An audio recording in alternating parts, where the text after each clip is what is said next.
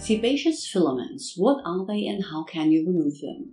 Let's start with what most people get wrong, the difference between sebaceous filaments and blackheads. Because, spoiler alert, sebaceous filaments are not blackheads, despite what you might have heard. But what are they, why do you have them, and is there a way to get rid of them completely?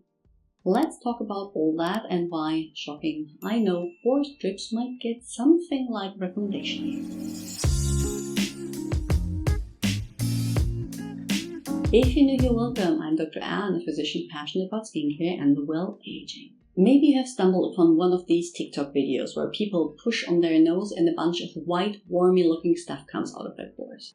I certainly have, during my lunch break, which was not the best time to see that. I'll take it as a reminder to stay off my phone while eating. This stuff is what's commonly referred to as sebaceous filaments, sebum plugs in the pore that can either be white or turn grayish or amber looking on the surface. As they are common in areas where you have noticeable pores, the T-zone, for example, they are often mistaken for blackheads. There are a few important differences though. You see, blackheads and sebaceous filaments might look similar, but they are quite different. Blackheads have a dark top, so that they were called blackheads because they're exposed to air and oxidize, whereas sebaceous filaments are more amber or light gray.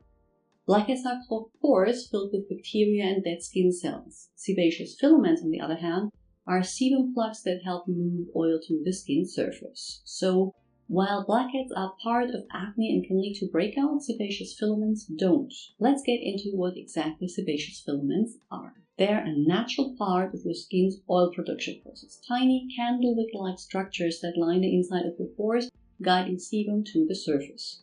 Genetics and skin oiliness play a big role in who gets visible sebaceous filaments, so they're more noticeable if your skin is oily and you have larger pores than others.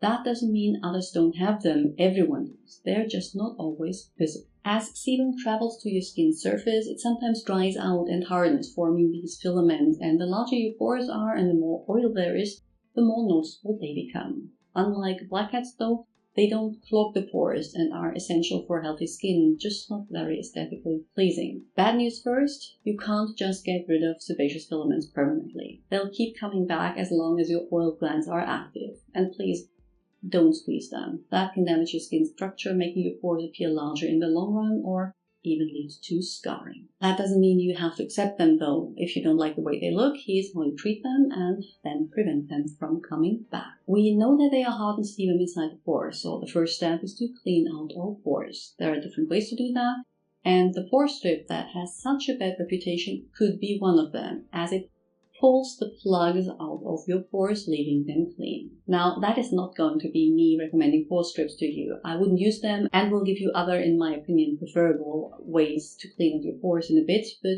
if you feel like this is a good option for you individually, limit pore strip use to roughly once a month and make sure you treat your skin very gently beforehand and afterwards, as you will essentially be ripping off your skin's upper layer of them. One of the reasons I don't use them is that paired with strong retinoids, I would most likely rip my face off if I tried. Another method of cleaning out your pores is getting one of these hydra facials where they use something like a vacuum to deep clean your skin and at the same time rehydrate it. Again, I wouldn't recommend doing that at home, even though you can get things called a pore vacuum for at-home use.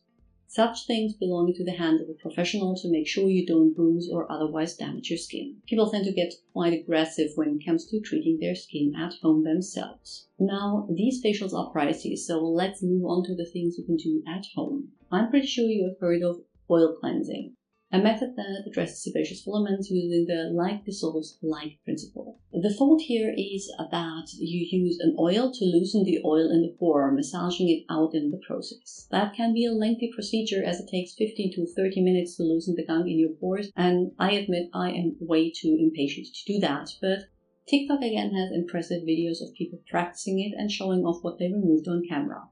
Weirdly satisfying if you don't happen to eat while watching it. What I personally do is much simpler, salicylic acid.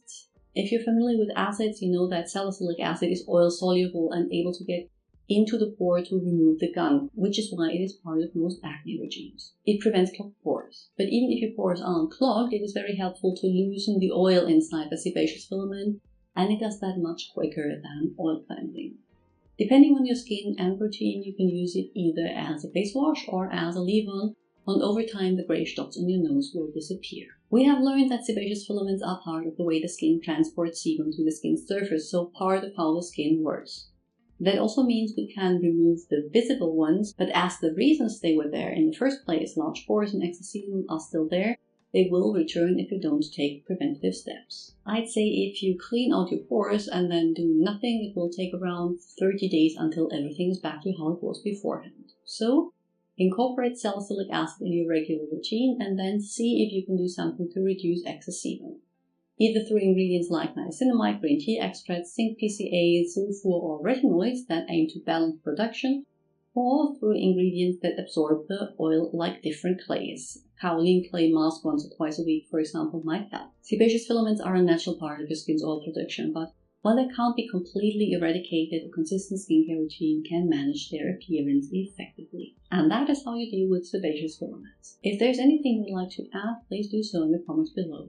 I will link to more videos you might find interesting on the screen and add links to my Instagram and blog in the description box. And if you want exclusive Q&As, behind the scenes content, or just get more involved, become a channel member.